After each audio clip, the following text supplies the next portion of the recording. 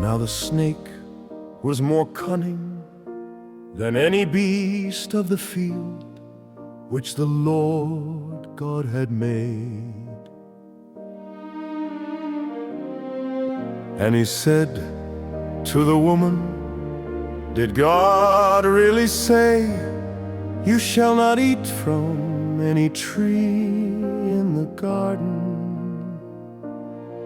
And the woman said to the snake, "We may eat the fruit of the trees of the garden,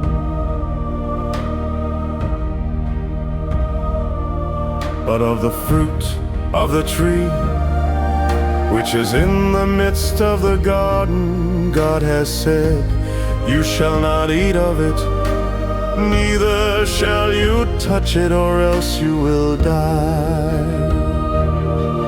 And the snake said to the woman, 'You will not certainly die,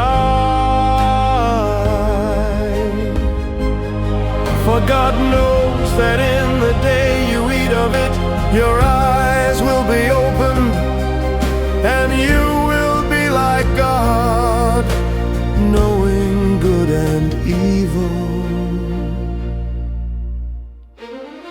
And when the woman saw that the tree was good for food, and that it was pleasant to the eyes,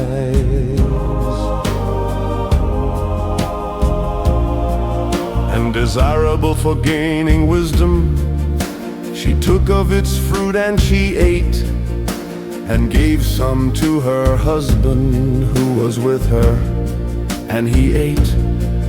Then the eyes of both of them were opened, and they knew that they were naked, and they sewed fig leaves together and made themselves coverings. And they heard the sound of the Lord God walking in the garden in the cool of the day. And Adam and his wife hid themselves from the Lord God among the trees of the garden.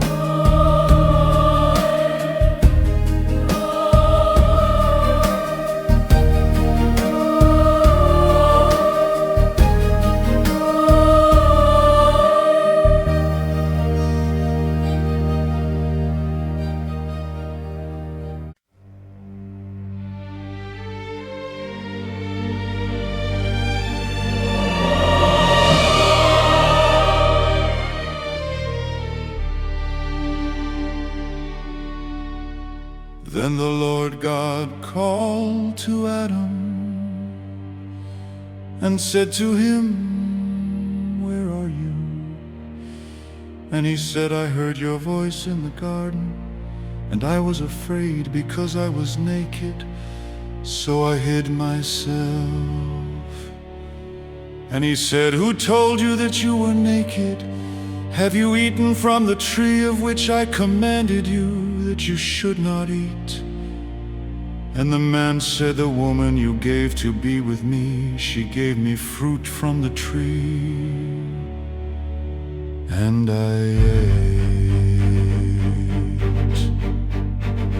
And the Lord God said to the woman, "What is this that you have done?" And the woman said, "The serpent beguiled me, and I ate." And the Lord God said to the serpent, "Because you have done this, you are cursed above all cattle, and above every beast of the field. Upon your belly shall you go, and dust shall you eat all the days of your life. And I will put enmity between you and the woman, and between your seed and her seed. He shall bruise your head, and you shall bruise his heel." To the woman he says, "I will greatly increase your pain in childbearing. In pain you will bring forth children. Your desire will be for your husband, and he will rule over you. And to Adam he said, because you have listened to the voice of your wife, and have eaten from the tree of which I commanded you, saying, you shall not eat of it. Cursed is the ground because of you. Through painful toil you will eat from it all the days of your life. It will produce thorns also and thistles for you,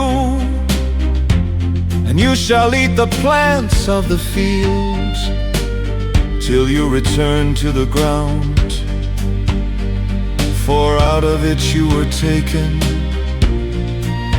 for you are dust, and to dust you shall return. And Adam called his wife's name Eve, because she would be the mother of all living. To Adam and his wife the Lord God made coats of skins and clothed them.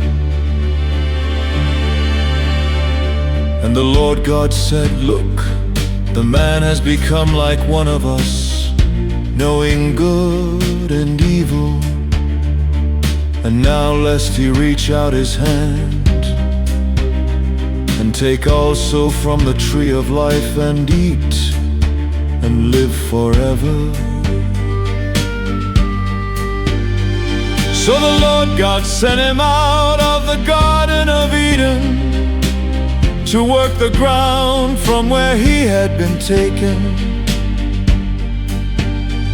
So he drove out the man, and he placed cherubim at the east of the Garden of Eden, and a flaming sword which turned every way